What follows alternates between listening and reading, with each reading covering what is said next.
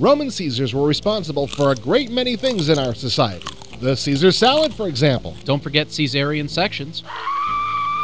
Oh yeah, epileptic Caesars. What? And what about Shakespearean plays? Et tu, i.e.? Et tu, indeed. And a little closer to our interests, the Impressions game simply titled Caesar, which appeared a few years ago. And now, Impressions, who has just been acquired by Sierra, is bringing Caesar up to date with the brand new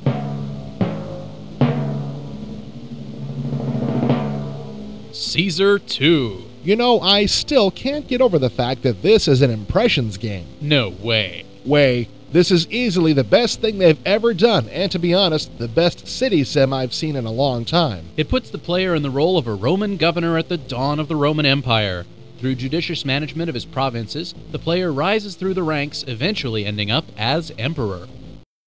There are really two modes of play in Caesar 2, the city mode, which is where you'll spend most of your time, and the provincial mode.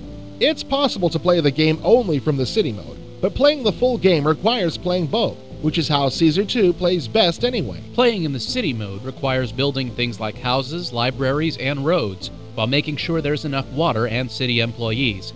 If this sounds familiar, there's a good reason. This plays almost exactly like SimCity 2000. But Caesar 2 gets in closer to the action and looks a lot better.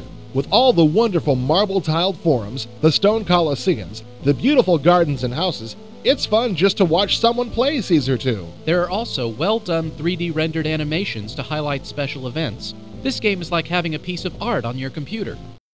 Looking good doesn't guarantee that a game is playable, but Caesar 2's design lives up to its graphics.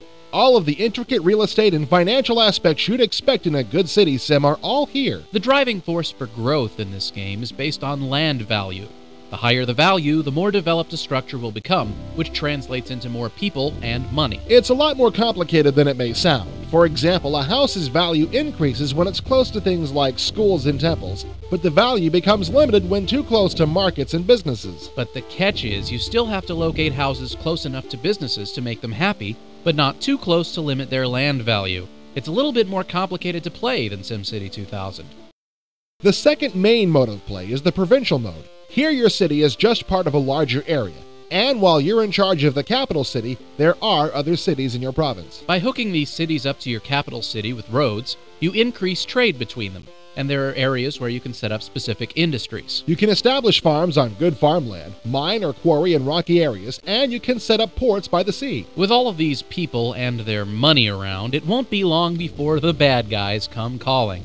So you can build provincial walls to help protect your loyal subjects from attacks by any outside invaders. But a good army is the best protection, so forts can be located around your province to house your soldiers in case you have to get rough with some uncivilized barbarian types.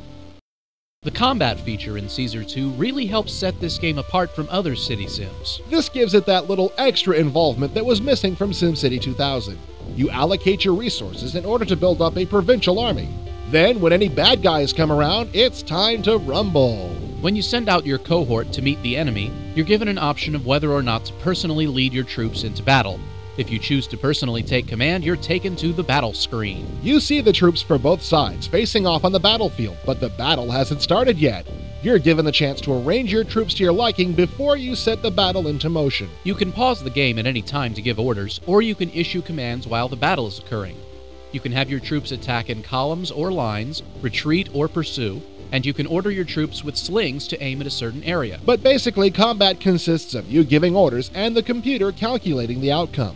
It would have been nice to have a little more involvement or depth, but overall it's not bad.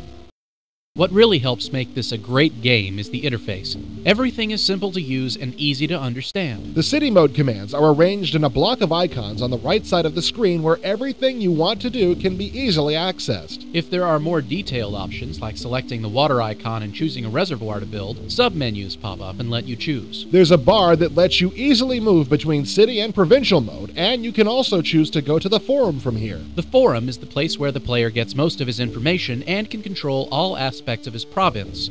A set of advisors can be clicked on to gain information on taxes, the army, and the workforce. Your empire rating is limited by your low imperial favor. When the emperor talks, you should listen. If you get confused on which advisor is which, there's a menu at the bottom of the screen with all of the areas of government. Everything is controllable from the mouse, and it doesn't get any more intuitive or simple than this. Most actions are accomplished from a minimum of mouse clicks, so you can keep your mind on the game and not spending all your time with repetitive clicking. But overall, the goal is not simply to grow as big as possible. The Emperor has very specific expectations for your province. There are 4 areas that your province is evaluated on: Empire, Peace, Prosperity, and Culture. Each area has a percentage that the player must reach through developing his province. When all 4 areas match or exceed the percentage goal, the Emperor offers the player a promotion. If the promotion is taken, it's off to a brand new province where everything starts all over again. But the promotion doesn't have to be taken. The player can continue to build and expand the current province, with the Emperor re-evaluating the province every 10 or 25 years thereafter. For a while there, it seemed like SimCity 2000 wasn't ever going to be topped, or matched for that matter. But it looks like Caesar 2 is just the sim to do it. It's not a perfect game. I mean, you can't rotate buildings to match the area. You have to rotate the area to match the building. It's confusing and extremely inconvenient, but at least it's possible. Caesar 2 has taken everything good about the city sim genre and improved on it. This is better looking and more fun than any game out there. If you buy just 10 games this year, make sure this is one of them. This is a very beautiful title with the addictive gameplay qualities that are going to keep you up past your bedtime for many months to come. Hail Caesar!